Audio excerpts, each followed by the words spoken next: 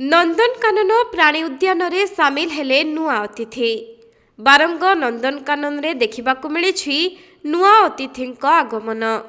तेबे 7 वर्ष बयस रे सिंघी रेवा को मध्य प्रदेश रो कमला नेहुर प्राणी संग्रहालय रु डिसेंबर मास 2020 मसीहा रे नंदनकानन को अणा जायथिला।